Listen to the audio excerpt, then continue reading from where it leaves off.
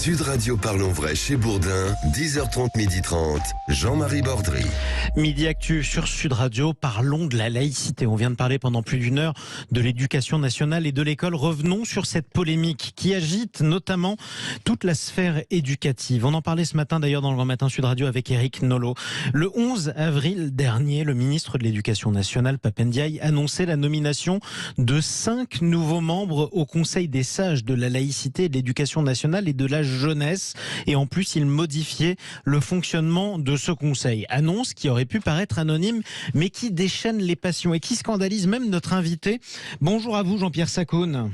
Bonjour monsieur, m'entendez-vous bien ? Nous vous entendons très bien. D'ailleurs, c'est la raison pour laquelle vous êtes sur Sud Radio. Vous êtes le président d'Unité Laïque. Cette semaine, dans les pages de nos confrères du magazine Le Point, vous co-signez cette tribune. Je cite, « N'assassinons pas la laïcité ». Vous n'y allez pas avec le dos de la cuillère. Et cette tribune, vous la co-signez avec pas n'importe qui, puisque c'est avec Mickaëlle Paty, la sœur de Samuel Paty.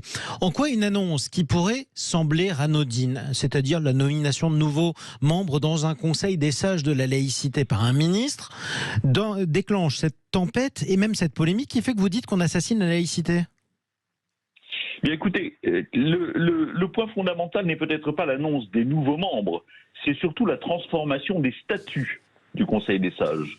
Vous avez sans doute vu que les statuts des derniers datant de 2021 étaient par arrêté, étaient des statuts qui étaient d'une clarté et d'une légèreté absolue et qui donnaient une immense latitude au Conseil des sages pour s'emparer lui-même de toutes les questions traitant de la laïcité et pour les résoudre. Les nouveaux statuts qui ont été mis en place en même temps que les nominations annoncées sont des statuts qui ligotent, réduisent, limitent le travail du Conseil des sages, et qui surtout prévoit par la diminution du nombre d'années des mandats, le fait que les mandats ne soient renouvelables qu'une fois et que cela soit déjà applicable aux gens qui sont en place, prévoit finalement de les remplacer très rapidement. Et quand on voit certaines des personnalités que fait entrer M. Pap Ndiaye au Conseil, on n'a pas trop d'illusions sur ceux qui vont les remplacer. Donc c'est plus sur les statuts et la manière dont se joue cette partie que sur les personnes qui ne sont finalement que représentatives du point de vue de M. Pap Ndiaye sur la laïcité. Alors revenons aux faits sur Sud Radio et parlons cash. S'il le faut, parlons vrai. Que faisait auparavant ce Conseil des sages de la laïcité de l'éducation nationale qu'il ne pourra d'après vous plus faire, puisque vous dites qu'on le ligote ? Eh bien, écoutez, la première chose qu'il ne pourra plus faire, c'est s'emparer lui-même des problèmes. C'est-à-dire ? Puisque désormais, les statuts indiquent que le Conseil participe à la demande des recteurs, de la Direction générale de l'enseignement scolaire, etc., et par saisine du ministre, à un certain nombre d'activités liées à la laïcité. Jusqu'à présent, il se saisissait lui-même et n'avait pas besoin qu'on lui demande, il pouvait lui-même prendre des initiatives. Ces initiatives aujourd'hui n'existent plus. Quelles initiatives ont été prises par le Conseil des sages de la laïcité dans les dernières années, donc sous les anciens statuts, ceux que vous regrettez aujourd'hui ? Eh bien, en particulier, le fait d'avoir formé et d'avoir créé, puis aidé à créer, puis former 1 millier d'enseignants répartis dans toute la France et qui aujourd'hui prennent leur bâton de pèlerin pour aller former l'ensemble de leurs collègues, et pas seulement des enseignants, mais de tout le personnel éducatif, de tous les lycées et collèges, puisque c'est l'objectif, à la laïcité, et d'avoir été à l'origine de la formation de ces 1000 personnes. Aujourd'hui, une telle décision serait impossible si le ministre ne leur disait pas de le faire. Exactement. Donc vous pensez qu'on cherche à tenter tout simplement à la défense de la laïcité ? On cherche à suivre le mouvement qui est celui qui est en cours depuis une trentaine ou une quarantaine d'années dans l'éducation nationale et qui consiste à s'accommoder d'une laïcité adjectivée. C'est-à-dire ? Alors ça, c'est-à-dire, ça, ce sont des commentaires. Revenons quand même aux faits. Qu'est-ce que vous entendez par laïcité adjectivée ? C'est très simple.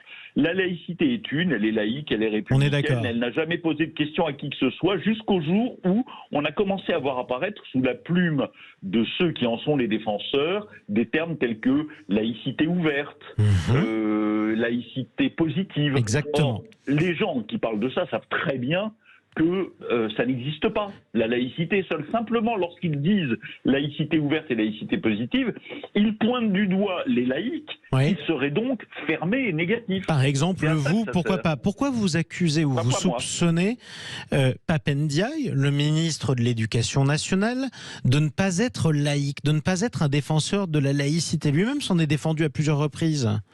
Il s'en est défendu à plusieurs reprises, mais l'ensemble des positions qu'il a prises antérieurement à sa prise de fonction au ministère, et même les éléments qu'il a évoqués lorsqu'il était en visite aux États-Unis, qu'il a parlé dans une université de Washington sur ces questions, démontrent assez bien que la vision qu'il a de la laïcité est une vision plutôt à l'anglo-saxonne, dans laquelle en réalité on utilise le mot laïcité par extension, où il ne s'agit pas de laïcité, mais de coexistence des communautés, et en particulier des communautés fondées sur l'ethnie et la religion.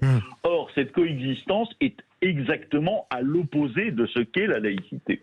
Raison pour laquelle vous êtes particulièrement inquiet. Cette tribune dans Le Point, vous la co-signez avec la sœur de Samuel Paty, Mickaëlle Paty. Elle partage donc votre analyse particulièrement dure et inquiète de la situation. Quel est actuellement son état d'esprit ? Écoutez, Mickaëlle Paty est une femme qui aujourd'hui, et c'est l'expression qu'elle utilise elle-même, se sent comme une, je cite, Antigone emmurée. Antigone, vous savez, cette sœur qui veut enterrer son frère alors que la raison grattait d'État, avec ses ongles. Voilà, et alors que la raison d'État lui est opposée.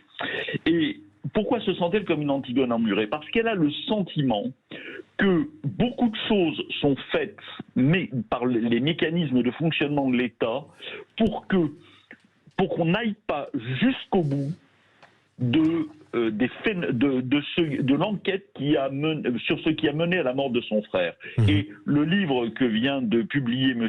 Simon, le livre qu'avait publié avant lui David Dinota, sont des livres qui ouvrent des perspectives absolument inquiétantes sur le manque de dynamisme et le manque de réaction de l'éducation nationale, et donc elle voudrait qu'on aille jusqu'au bout. Et elle a le sentiment que tout est fait pour mettre le boisseau, en particulier sur les faiblesses et sur la relative pusillanimité de l'éducation nationale. Mais on parlait d'ailleurs, il y a quelques dizaines de minutes, du caractère solitaire du métier de professeur. C'était particulièrement et tragiquement le cas dans la situation de Samuel Paty, notamment dans les derniers jours qui ont mené à son assassinat par un djihadiste. Quoi qu'il en soit, vous parliez aussi de Stéphane Simon. Je rappelle qu'on le retrouve dès demain sur Sud Radio, comme chaque samedi, pour l'heure libre à partir de 10h en compagnie de Michel Onfray sur Sud Radio. Quoi qu'il en soit, revenons-en au fait. Vous aviez parlé de ce Conseil des sages de la laïcité, Jean-Pierre Sakoun, et vous disiez que c'était un problème de statut. Il y a aussi un problème de composition. Certains nouveaux membres qui y ont été admis par le ministre de l'Éducation nationale, Pape Ndiaye, posent problème à d'autres. Pourquoi ? Parce que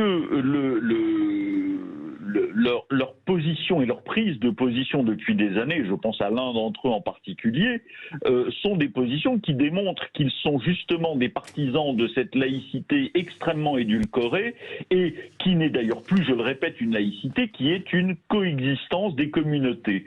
Et il y a toujours eu au sein du Conseil des sages de la laïcité des personnalités qui ne sont pas sur les positions laïques, républicaines, qui n'ont rien d'ailleurs ni de dur ni de radical, qui sont simplement ce qu'est la laïcité dans ce pays.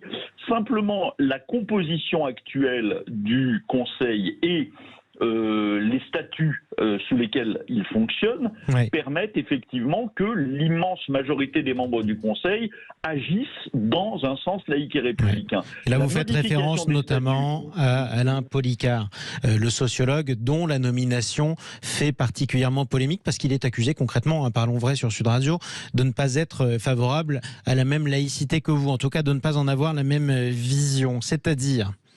Ben, écoutez, on peut prendre quelques citations de M. Policart. Je pense à l'une d'entre elles où il affirme d'une manière très claire que les races existent et que ne pas le reconnaître, c'est une plaisanterie. Et quand on dit ces choses-là, c'est quand même très embêtant de se prétendre laïque. Je vais vous donner la citation exacte, si vous le permettez, parce qu'il faut être précis sur ces questions-là.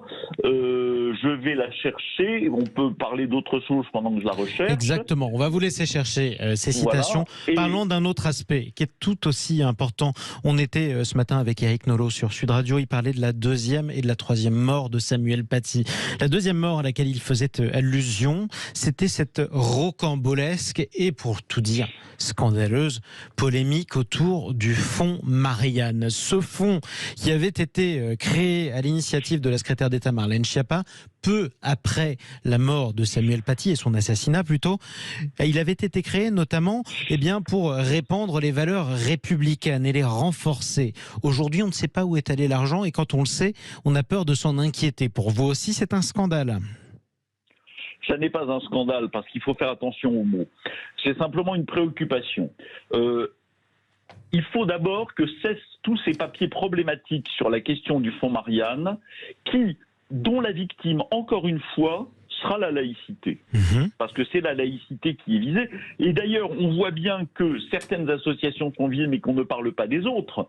Or, certaines des associations qui ont reçu des fonds ne les ont pas obligatoirement utilisés comme on aurait aimé. Je pense par exemple à ce concours d'éloquence sur la laïcité qui a eu lieu en Île-de-France, qui a été financé à partir du fonds Marianne par une association laïque majeure et qui s'est traduite en fait par une attaque violente des élèves contre la laïcité. Il faudrait aussi parler de ça. Donc, on va dire la chose suivante. Si la ministre a une lourde responsabilité dans la mise en œuvre du fonds Marianne, et lourde ne veut pas dire négative. Elle a une lourde responsabilité. Il faut s'assurer que les opérations ont été correctement engagées.